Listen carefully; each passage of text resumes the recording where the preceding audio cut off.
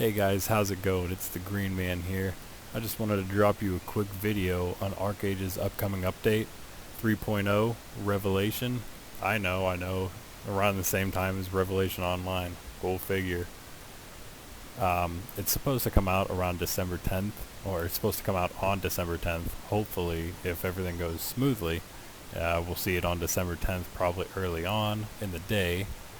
Um, I will potentially be taking off work and making some awesome Let's Plays, possibly just streaming it straight. Uh, Hopefully get some kicks on that. I will be streaming it though, and then probably having the stream recording as well, and just going hard, maybe not all day, but a good bit of the day, getting a lot of content out there for it early on. And a few things about this, there's going to be a fresh start server, right? That's basically what this is going to be about, this whole video. A lot of different things going on from last time they did the fresh start, but it is going to be crazy, and you need a completely new account to be able to play on this fresh start server. Bear that in mind. Completely new account, because they already got rid of gold spammers and all that garbage that nobody wants in games. Well, apparently a lot of people did want them, but no true gamer really wants them in games. That on top of that, they're all supposedly fixing the pay-to-win cash shop, so everyone in this fresh start server will not have any advantages from any previous pay-to-win cash shop purchases, any previous gold buys out of game through a third party. And everyone's going to be fresh. There's going to be no stored up labor. There's going to be no loyalty tokens saved up. None of that stuff. Everything's going to be fresh, clean. Everyone's going to be right there at the start, and it's going to be fun.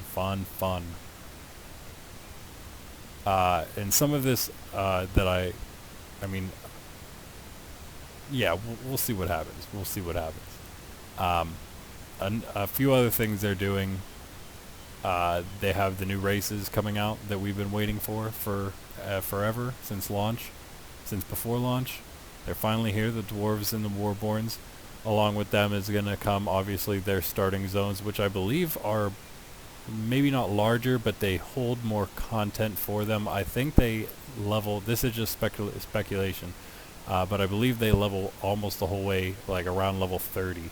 And then they meet up in White Arden for the Westerners, and possibly Solace Headlands or something like that for the East. That was all just speculation. I'm just kind of theory crafting that because of how they meet up, really. Just that, and a few other things that Tryon has said in their streams. And another thing, speaking of their streams, they announced a bunch of combat ability changes in one of their latest live streams for Archeage. You can check that out on Twitch. I will have a link in the description for the video, in fact, and you can check all those out yourself. So there's that, and along with the new race zones, there's also going to be 3 other zones. One of them I'm not sure what it is. 2 of them, though, are going to be housing areas, strictly just giant housing zones. A whole zone specifically for housing, and they are huge. They're just covered in usable land for building things, and anything can be built on them. There's no restrictions for whatever size, anything. They're also making other changes too, so there's going to be different systems for crafting hubs. I don't know if they're going to end up in these areas as well, but they might. But your areas like Anvilton and things, they're going to be changed up a lot. And you can watch some of their other live streams, and you'll find out about those as well.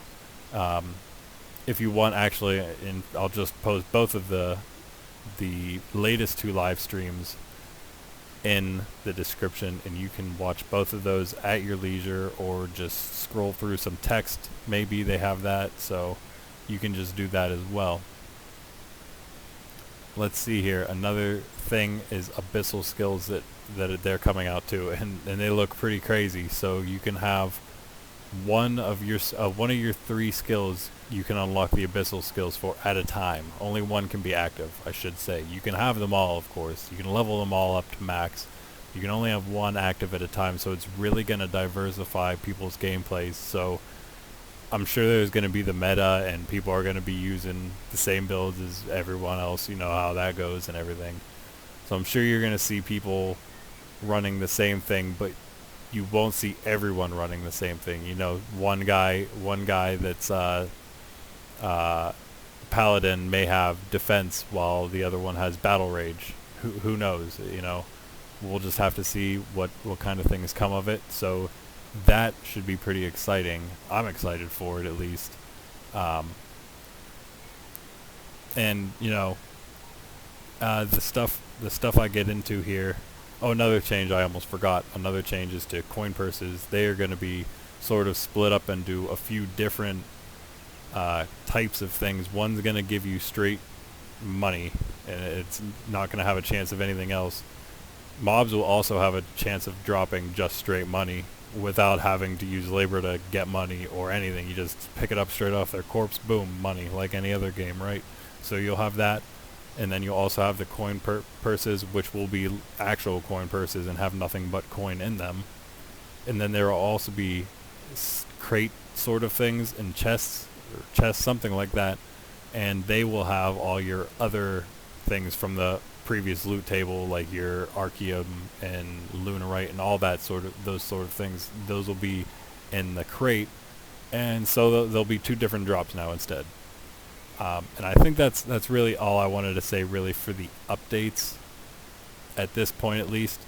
And the rest of what I'm going to say, my sorts of tips for newer players coming into the Fresh Start server, they may not be as viable if you're planning on playing the Warborn or the Dwarf races, because I'm not sure how they're going to be starting out. I don't know how long it'll take for them to meet up with the other other races in the faction, and if they will be accessing these early areas, the regular early areas, as early on as those other races are. So I'm sure they'll have their own ways of getting materials early, getting logs and getting stone and all that, all those sort of things. I'm sure they'll have their own ways, especially like dwarves. I'm assuming there's going to be a lot of places to mine in Cradle, which is where the dwarves are, and I'll actually bring that up on the map. You can see it right to the west of White Arden here, Cradle, and that's supposedly where you meet up as the dwarves in your class quest with the rest of them. So one would assume that they would be the same level entering White Arden as everyone else is, right? Who knows, but that's where my speculation has come from. Wasn't completely unfounded, random guess. So just bear that in mind for now. So once you start your character and everything, you'll eventually go through your starting area. Souls Reed is going to be for you Nuians, Gwained Forest for you elves, and over in Harania you got Archimeris for the Harani, and you got Falcorth Plains here for the Fearin, and down here is where the Warborn are going to be, right underneath Archimeris there. And that's where they're going to start. So you're going to go through, and you'll probably end up between level 10 and level 12 maybe, once you get done with all your your beginners area quests, and they don't take long to do. You'll breeze through them. There's not that many of them either. It's pretty short, but you'll get there. You'll get to level 10, and at the end you're gonna come across a little leaf sort of quest icon, and it's gonna be the start of your Blue Salt Brotherhood quest line, and that's gonna take you into the first area outside of your starting area. And it's also going to be how you get your farms. And this is what this is about right here, right? So you're going to start these. You're going to end up getting your 8x8 farm. You probably want to put it down, because depending on how many materials you've gathered in the meantime and how close you are to being able to upgrade it, because you can upgrade your 8x8 farm. Let's go in here. this is your folio.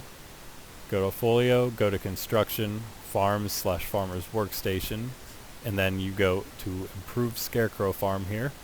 That's going to be your 8x8 scarecrow design, and it's going to be accompanied with 2 of these wooden beam bundles that cost 50 lumber each to make.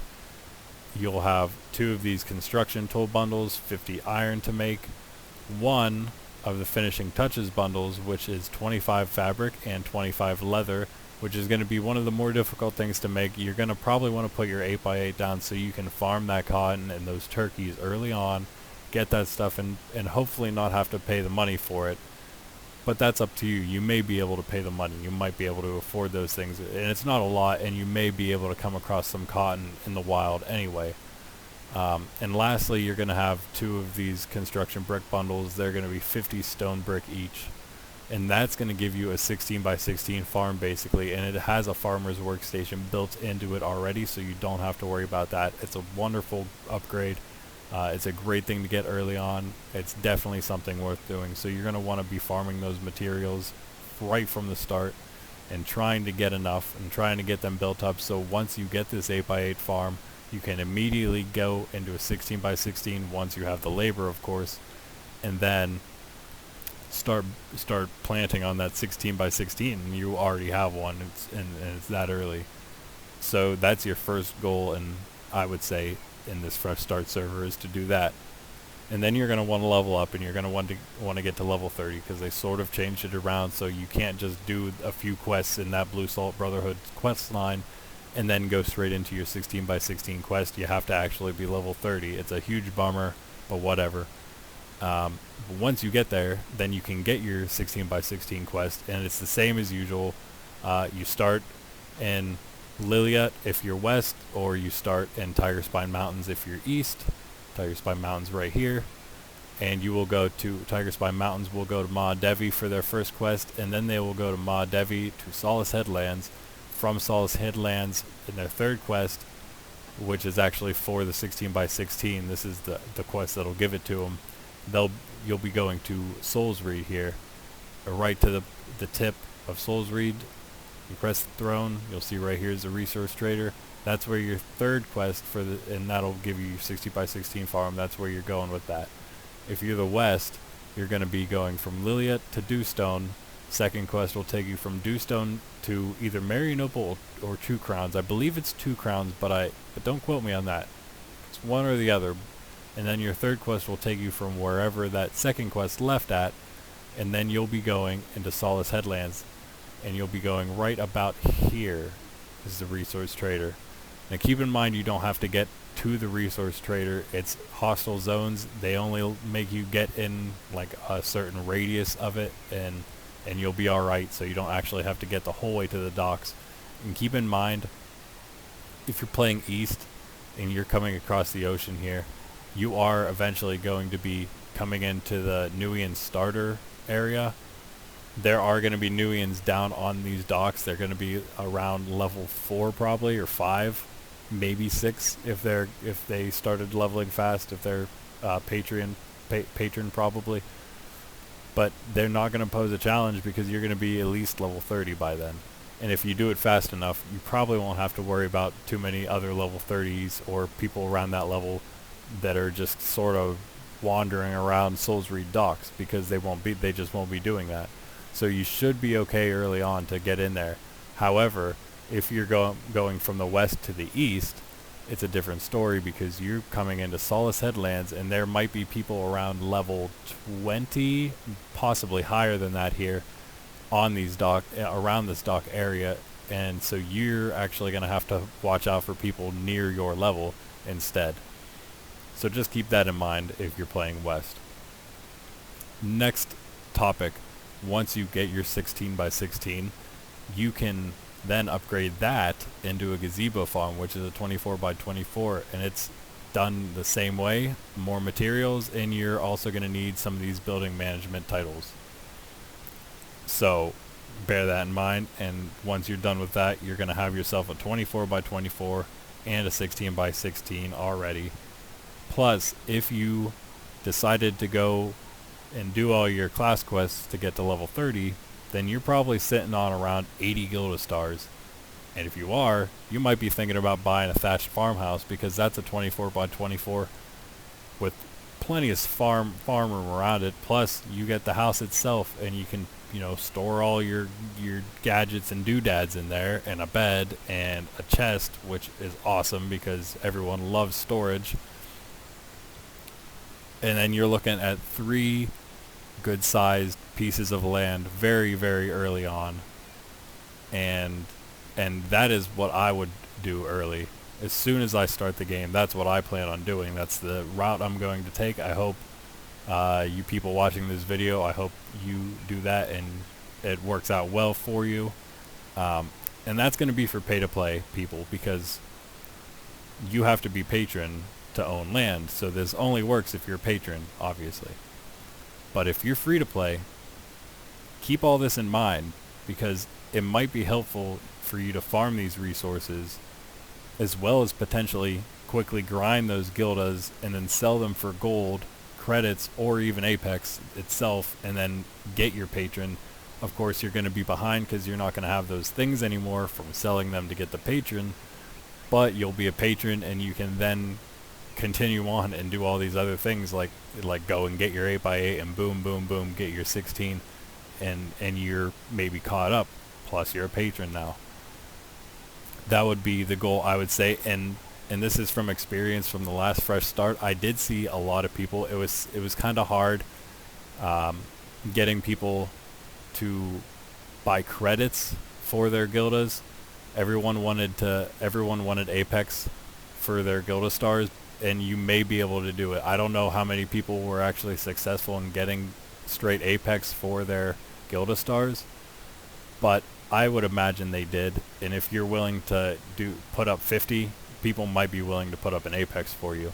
So keep that in mind. Definitely keep that in mind. And if not that, then you may get credits if you want credits, or you may get gold if you just want to get some cash on you, and stay free to play. And then you're gonna have an early cash head start, and then who knows from there, just keep in mind, things you're gonna want early are gonna be stone, lumber, and guildas, with a potential for the need for leather, depending on how many people really go for that sort of thing early on to try to get the leather for the construction things. But I think it's gonna be stone, lumber, and guildas. That's what it was last time. That's what it seems to be. It should be what it is. There's going to be a limited number of stone. People that are selling stone are going to make a killing on it, especially if you're selling stone that's in stone brick, because that's so much less labor that people that want it have to use. Keep that in mind too, free-to-play people. Now, all that being said, I'm going to point out a few spots that you can use early on, when you just first start leveling or whatever. Some spots you can hit that'll give you a decent bit of logs and iron and stone. We'll start with the logging for Newians here. The first place I want to point out for you is the willows you'll find in Liliat Hills. There's so many of them around this river, all over these river channels here. Pretty much just run along them, and you're gonna hit a bunch of willows, and you're gonna find some ash trees as well. Potentially some maples, I think, are around there. So you're gonna find a lot of good trees that you can cut that are worth your labor, and that should be a pretty good place there. Another one is gonna be willows and ebony trees. The tree doesn't really matter, other than the fact that some of them are gonna be more efficient labor to log wise than others. Some of them are going to be a ton of labor, and you're going to get like 4 logs for like 25 labor, when you could get like 6 logs for 10 labor or something, So it's really just all about finding the right trees. So I will give you the names of the trees, and any of the names I give you are going to be trees that you're going to want to cut, because they're all efficient. So like I said, Gwainid here, you're going to find a good bit of willows around this Gwainid lake, and you're going to find a lot of ebonies as well, just kind of strewn about this path. I believe they're not the whole way around the area, just mostly around here, and definitely mostly towards the end of it here. So keep that in mind. And the last big area, and I'm not 100% sure on this because it's actually been a minute, but I'm pretty sure there's aspens all over White Arden here, and mostly like in this eastern area is more of a heavily wooded area, and you're gonna find a good bit of aspens. They're worth cutting down. And I also just want to mention there is probably a good bit strewn about Soulsreed as well. They're just not as dense, and they're not places that I found. So I never really farmed that stuff there. So that's just what it is. Now we're going to come over to the eastern continent for the logging here. There's a few less places that I really use early on, or that I know about. One I want to point out, the biggest one for sure, is Falkworth Plains. There's birch. You don't have to go straying too far off the path either. You can stay pretty much on this main path. You can even, go up in this little triangle here too to find some more, and maybe even down south this way. You're gonna find birch all over the place. It's just crazy how much birch trees there are everywhere. And you're also gonna find camphors and sequoias, and larch trees are also in this southern area. Those are all good ones you can cut. Camphor, I believe. I don't think I said those, so yeah, camphor as well. You'll find those. All good things to cut. They're just all over this area. It's so dense with trees. It's a great place to go. And you'll also find a lot of maples in Villanelle, especially around this back area here. Well, I say back area. If you didn't really play, it doesn't really seem like a back area, but it's this like northeastern sort of path. It goes behind these mountains and through this like valley area. Pretty nice stroll. And up here in this northern part, you'll find maples. I think you'll really find them all over, but that's where I would normally go for them. So you'll find a good bit all over in Villanelle there. And lastly, Tiger Spine and Ma Devi both should have a decent amount just around. But again, like I said about Soulsreed, there are areas where I didn't really go for it. So I couldn't tell you an exact spot where you should go to get a certain tree, you know what I mean? And now we're going to move on to mining. This is going to be the last part of this video. New mining spots for the western continent. We're going to start in Liliat Hills here. Your eastern Ronbin mine and your western Ronbin mine are both going to be good mines to go for mining. Either one. I think I usually go west more often than east. So I can't tell you exactly how the east is, but I know the west is definitely good. And also Bear Mountain, you're going to get your glider here if you're on the west side. That's a really good spot. There's a bunch. It's a big mountain, and the whole way up the path there's rocks to mine. So there's a bunch there. You can go into Dewstone Plains here. We got the excavation site right here. It's usually super populated with people. It's a good spot for mining. That's why it's super populated all the time. It's a very well-known one. So you may want to not go there. But who knows? If there's no one there, then it's a great spot to go. It's very dense. So if you can score that spot, then definitely get there. But early on, I'd imagine it's going to be pretty packed, because your quest is going to take you through there, so everyone's going to see it. If they don't know about it, they're going to know about it. So it's really just about who is going to be there and who wants to mine that stuff. Also, from Hell's Dame to Sandcloud in here, there's a good bit of ore to find if you run around a little bit. It is a little more spaced out, but there is a good number of rocks, I'd say, to go and mine. And I know it's getting a little further out from the start, but if you get into Cinderstone, all these craters you see, ooh, there's so much ore around there, and there's a lot of ore also around this area too. I would always go here. It was always one of my top mining spots way back whenever it first started, and it was a very populated game, and it was a little harder to find those spots, and you had to kind of improvise a little more.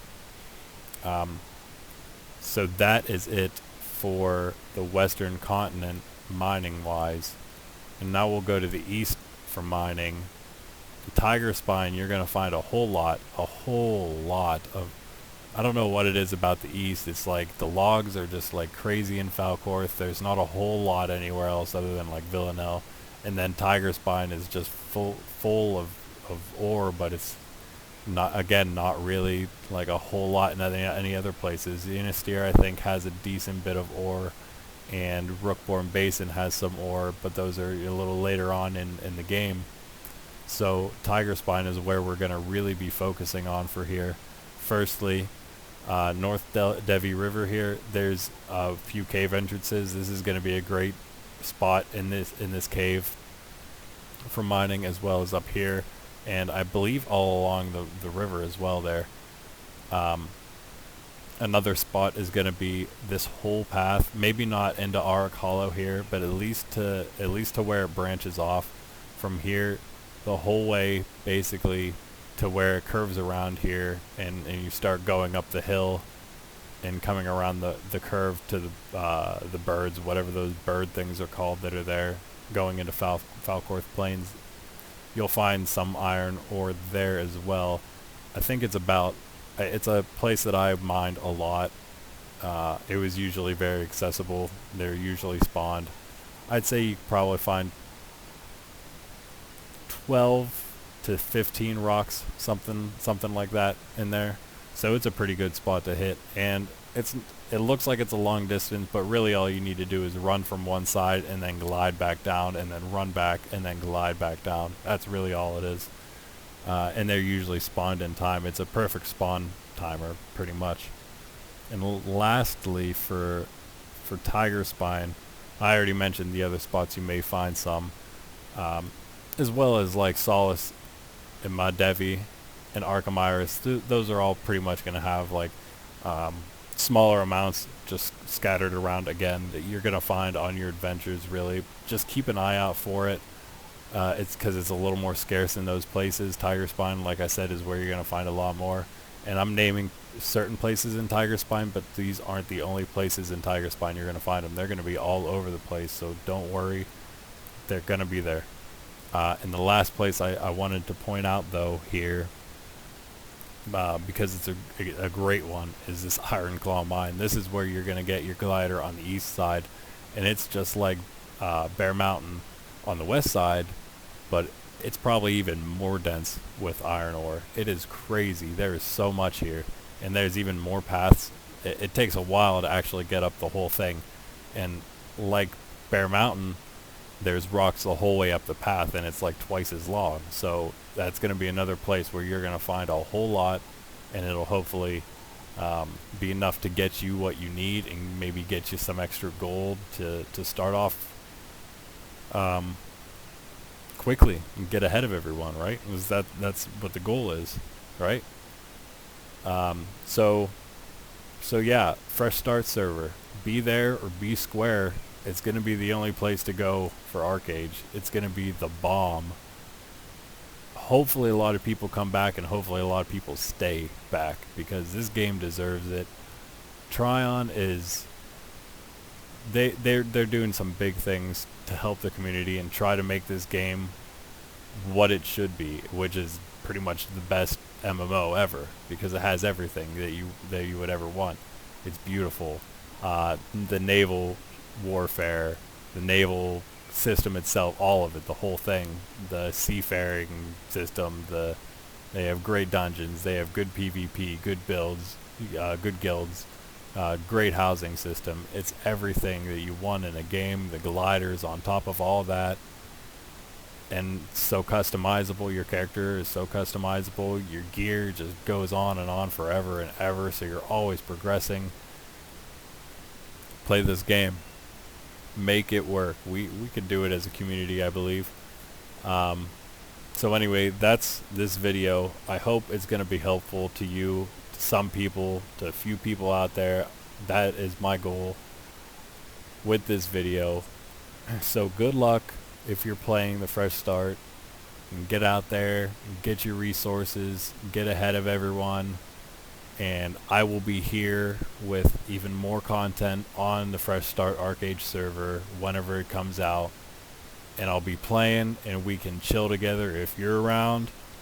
And like, and comment, and subscribe to this channel, because it's the place to be.